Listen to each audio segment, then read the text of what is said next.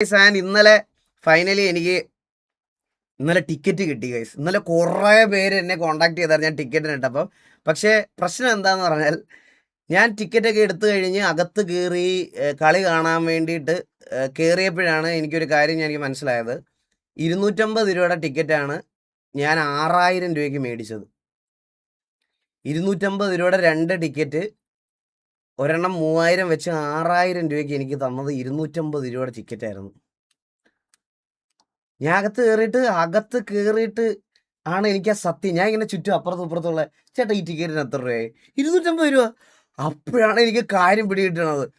പക്ഷെ but still guys അത് പോട്ടെ, എനിക്കത് കുഴപ്പമില്ല. എനിക്ക് കളി കാണുക എന്ന് പറയണത് മീൻസ് എനിക്കിത് ക്രിക്കറ്റ് എന്ന് പറഞ്ഞാൽ നിങ്ങൾക്ക് അറിയാലോ, ഞാൻ ഈ ലൈവിനകത്തൊക്കെ എപ്പോഴും കിടന്ന് പറഞ്ഞാൽ ക്രിക്കറ്റ് എനിക്ക് കാണുക എന്ന് പറഞ്ഞാൽ അത്രയ്ക്ക് വലിയൊരു എക്സ്പീരിയൻസ് ആയിരുന്നു.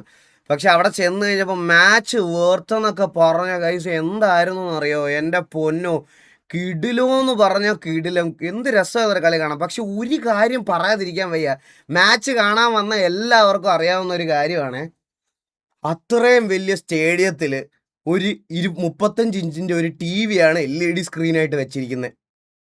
അടിച്ചമാരെ തിരിക്കണം. ഇത് അതിനകത്ത് സ്കോർ കാർഡൊന്നും കാണാൻ പറ്റൂല. നമ്മൾ ഫോൺ എടുത്ത് വെച്ച് നോക്കണം, സ്കോർ എത്രയാണെന്ന് ഫോൺ എടുത്ത് വെച്ച് നോക്കണം. ഒരുത്ത അനൗൺസ് ചെയ്തിരിക്കുന്നതിൻ്റെ സൗണ്ട് കേൾക്കത്തുമില്ല. പിന്നെ ഒരു കാര്യമുള്ള കേസ്, ഒരു ഗ്ലാസ് വെള്ളത്തിന് അതും മറ്റേ മിനറൽ വാട്ടർ ഇല്ല. ഞങ്ങൾ പോയ കൗണ്ടറിൽ എന്തോ ഒരു അപ്പി സാധനം, എന്തോ ചാമ്പയ അങ്ങനെ എന്താണ് സാധനത്തിൻ്റെ പേര്. ആ സാധനം ഒരു ഗ്ലാസ്സിന് 50 രൂപയെന്ന്. ഒരു ഗ്ലാസ്സിന്. കുപ്പിയോട് ചോദിച്ചാൽ തരൂല്ല. ഞാൻ പറഞ്ഞു ചേട്ടാ കുപ്പിയോട് തന്നു, ഞാൻ മേടിച്ചോളാം. അങ്ങനെ പറയാം, ഇല്ല അത് തരത്തില്ല, കുപ്പിയോട് തരത്തില്ല. പക്ഷേ ഒരു ഗ്ലാസ്സിന് 50 രൂപ ഗൈസ്. ആൻഡ് ഒരു കാര്യമാണ് ഗൈസ്, എനിക്ക് ജസ്റ്റ് ഇത് പറയണം, എന്നിട്ട് നമുക്ക് കയറാവേ. As a die hard cricket fan ഞാനൊരു കാര്യം പറഞ്ഞുതരാം ഗൈസ് നിങ്ങളുടെ അടുത്ത്.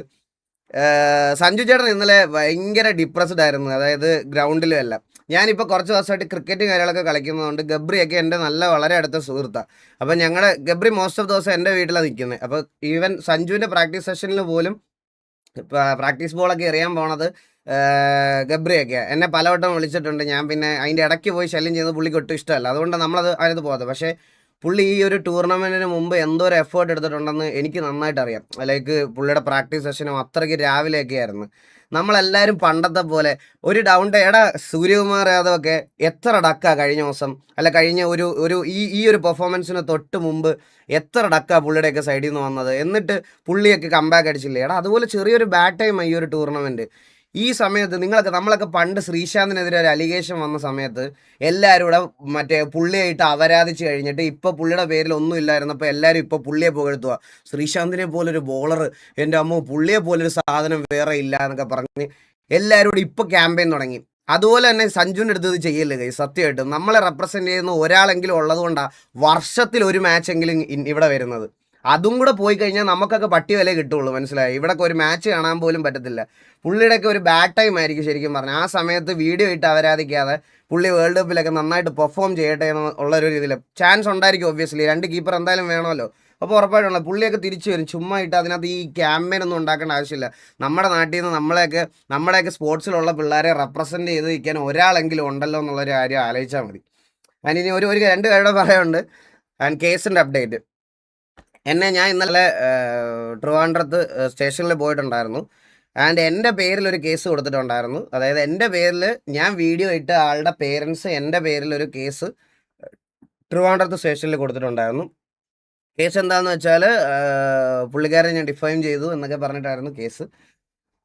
ആൻഡ് ഇന്നലെ ഞാൻ അവിടെ ചെന്നപ്പോഴാണ് ഞാൻ ചെന്നപ്പോൾ അവരുടെ, അതായത് നിങ്ങൾ ആ വീഡിയോ ഓൾറെഡി കണ്ടിട്ടുണ്ടായിരുന്നു എന്ന് കാണുന്നു. അപ്പോൾ ആ വീഡിയോക്കകത്തുള്ള ആളുടെ 2 അവരുടെ അച്ഛനും അമ്മയും അതേപോലെ തന്നെ ഈ പറയണ ആളും അവിടെ വന്നിട്ടുണ്ടായിരുന്നു. അവിടെ വന്നതിന് ശേഷം നമ്മൾ കാര്യങ്ങൾ സംസാരിച്ചപ്പം അവരുടെ സൈഡിൽ നിന്ന്, പുള്ളിയുടെ പേരൻസിൻ്റെ സൈഡിൽ നിന്ന് എനിക്ക് ഇനി അവൻ്റെ സൈഡിൽ നിന്ന് ഒരു കാര്യങ്ങൾ പോലും ഉണ്ടാകത്തില്ല. ആൾക്ക് കുറച്ച് ഫിസിക്കലി കുറച്ച് ഇഷ്യൂസും കാര്യങ്ങളൊക്കെ ഉള്ളതുകൊണ്ടാണ് ഇങ്ങനെ പറ്റിപ്പോയത്. ഇനി ഒരിക്കലും അവൻ്റെ സൈഡിൽ നിന്ന് അത് ഉണ്ടാകത്തില്ല എന്ന് പറഞ്ഞ് എഴുതി തന്നു.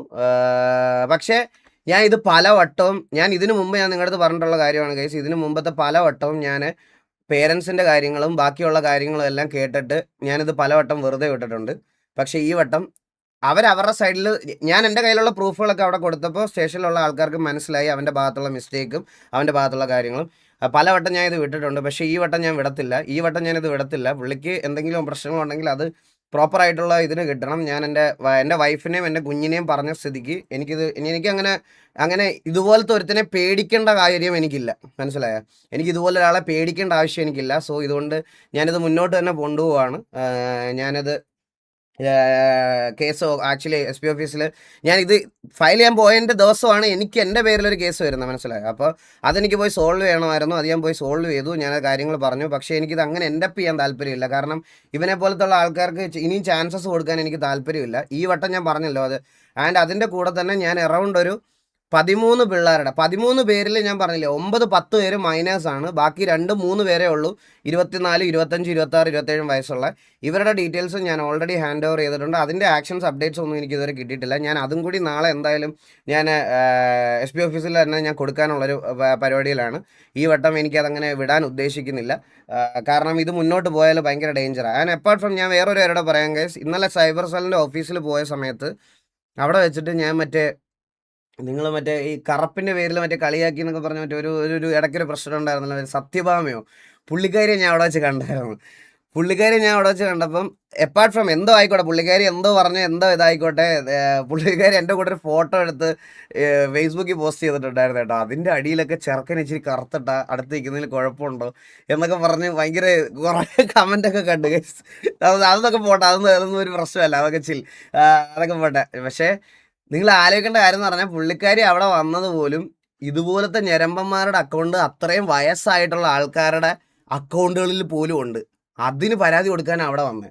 അത് കേട്ടപ്പോൾ ശരിക്കും നിങ്ങൾ വിചാരിക്കുന്നത് പോലല്ല, ഇതിലങ്ങനെ പ്രായമൊന്നുമില്ല ഇവന്മാർക്ക്. മനസ്സിലായോ? ഇവന്മാർക്ക് അങ്ങനെ ഈ കാണുന്നവന്മാർക്കൊന്നും അങ്ങനെ പ്രായമൊന്നുമില്ല.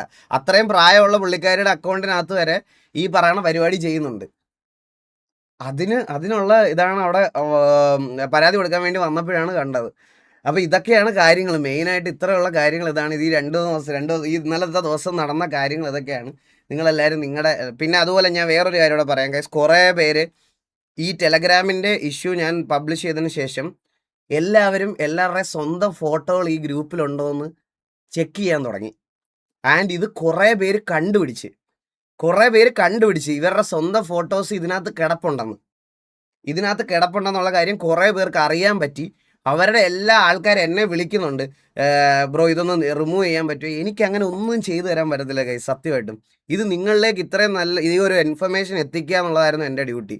അത് കഴിഞ്ഞ് ഞാൻ ഇതിൽ വീഡിയോ ചെയ്യുന്ന സമയത്തുണ്ടല്ലോ, ഇതിനകത്ത് കുറേ ആൾക്കാർ വന്ന് കമൻ്റ് ഇടുന്നതെന്ന് പറഞ്ഞാൽ എക്സ്പോഷറിനും ഇതിനും വേണ്ടി ചെയ്തതാണ്. സോഷ്യൽ കമ്മിറ്റ്മെൻറ്റും അണ്ടിയൊന്നും അല്ല എൻ്റെ പ്രശ്നം. ഞാൻ സോറി ഫോർ തെറി പറഞ്ഞു. ഞാൻ കുറച്ച് അതിൻ്റെ കാര്യത്തിൽ എനിക്ക് ഗൈസ്, ഇത് സോഷ്യൽ കമ്മിറ്റ്മെൻറ്റിൻ്റെ പുറത്തൊന്നും അത്രയ്ക്കും ഇതായിട്ടൊന്നും ചെയ്തതല്ല. ഒറ്റ കാര്യമുള്ളൂ, നമുക്ക് എല്ലാവർക്കും തോന്നുന്നത് നമുക്ക് വേണ്ടപ്പെട്ട ആൾക്കാർക്ക് എന്തെങ്കിലും സംഭവിക്കുമ്പോഴാണ്. മനസ്സിലായോ? അത് ഞാനിത് കുറച്ച് നാളായിട്ട് ഇതിൻ്റെ പുറകിൽ ഇരിക്കുന്നത് കൊണ്ട് നിങ്ങൾക്ക് ഈ സാഹചര്യം ഫേസ് ചെയ്യേണ്ടി വരുമ്പോൾ ചുറ്റുപാടുമുള്ള ആൾക്കാർക്ക് ധൈര്യം കൊടുക്കാനും നിങ്ങൾ അവരുടെ കൂടെ നിൽക്കാനും നിങ്ങൾക്ക് ഉണ്ടാവാൻ വേണ്ടിയിട്ടുള്ളൊരു അവയർനെസ്സിന് വേണ്ടി ചെയ്തതാണ്. അല്ലാതെ ഞാൻ നന്മമരോ സോഷ്യൽ ഇതൊന്നും ആയതുകൊണ്ട് അങ്ങനെ ചെയ്തതൊന്നും അല്ല. അത് ജസ്റ്റ് ഒന്ന് മനസ്സിലാക്കണം. എനിക്കങ്ങനെ റീച്ചിന് വേണ്ടിയിട്ട് അങ്ങനെ വീഡിയോസ് ഇടേണ്ട ആവശ്യമില്ല. എനിക്ക് കണ്ടിന്യൂസ് ബാക്ക് ടു ബാക്ക് ഞാൻ അതുകൊണ്ട് കൈസ് അതിൻ്റെ ഒരു വീഡിയോ പോലും അപ്ഡേറ്റ് പോലും ഇനി കേസിൻ്റെ ഡീറ്റെയിൽസ് പോലും ഞാനൊരു വീഡിയോ ആയിട്ട് ക്രിയേറ്റ് ചെയ്തിടത്തില്ല. അതെനിക്ക് മതിയായി. ഞാൻ ഇനി അത് വീഡിയോ ആയിട്ട് ഇടുന്നില്ല എന്നുള്ളൊരു എൻ്റെ തീരുമാനമാണത്. അത് വേണ്ട. നിങ്ങൾ കുറേ പേര് ഈ ലൈവ് ആണെന്ന് കുറേ പേർക്ക് അറിയാം. ഈ പറയണ ഒന്ന് പോടാൻ വരെ ഇത് കണ്ട ഇത് ഇങ്ങനെ കുറേ എണ്ണം ഉണ്ട്. ഇവന്മാരെയൊക്കെ പറയുമ്പോൾ ഫ്രസ്ട്രേറ്റഡ് ആവണമെങ്കിൽ ഇവനൊക്കെ എന്തൊരു ഇതായിരിക്കും അല്ലേ. പിന്നെ ഒരു കാര്യം ഞാൻ പറയാം ഗൈസ്, ഇത് ഈ കേസിൻ്റെ ബാക്കി ഡീറ്റെയിൽസ് അടക്കം വെളിയിൽ വരുമ്പം ഈ വെറുതെ ഒരു ഫേക്ക് അക്കൗണ്ട് ഉണ്ടാക്കിയിട്ട് മൂഞ്ചുന്ന കുറച്ച് അവന്മാരുടെ ധൈര്യം അങ്ങ് പോകും. അത് ഞാൻ ഉറപ്പ് തരാം. ഇവിടെ കേരളത്തിൽ 15-18 വയസ്സിൽ താഴെയുള്ള കീബോർഡ് വാരിയേഴ്സ് ഉണ്ടല്ലോ, ഫേക്ക് അക്കൗണ്ട് ഉണ്ടാക്കണേ. അത് കുറച്ച് പേരുടെ കരച്ചിൽ നീയൊക്കെ കേൾക്കുമ്പോൾ നീയൊക്കെ ഇത് നിർത്തും. അതുവരെ ഇതിനു വേണ്ടി എന്തൊരു ഫൈറ്റ് ചെയ്യും. ഞാൻ എൻ്റെ വക്കീലിന് ഞാൻ എത്ര രൂപ കൊടുക്കണമെന്ന് വേണമെങ്കിലും കൊടുക്കും. മനസ്സിലായോ? അത് എനിക്ക് കുഴപ്പമില്ല, അതൊരു പ്രശ്നമായിട്ട് ഞാൻ ഇതാക്കുന്നില്ല. നീയൊക്കെ അത് മനസ്സിലാക്കണം. ജസ്റ്റ് ഈ തെറി വിളിക്കുന്ന ഇതിനകത്ത് വന്ന് ഫേക്ക് അക്കൗണ്ട് ഉണ്ടാക്കി തെറി വിളിക്കുന്ന കാര്യമൊന്നും അല്ല ഞാൻ പറയുന്നത്. ഞാൻ പറയണത് ഇത്രേ ഉള്ളൂ. ഈ സെക്ഷലി ഫ്രസ്ട്രേറ്റഡ് ആയിട്ടുള്ളവന്മാരുടെ അടുത്ത് ഫോൺ കാണുന്നതിനല്ല ഞാൻ പറയണത്. ആ സ്വന്തം അമ്മയും അച്ഛനെയും പെങ്ങളെയും പോലും തിരിച്ചറിയാത്ത രീതിയിൽ ഇതൊക്കെ കാണുന്നവന്മാരുടെ അടുത്താണ് എനിക്ക് പറയാനുള്ളത്.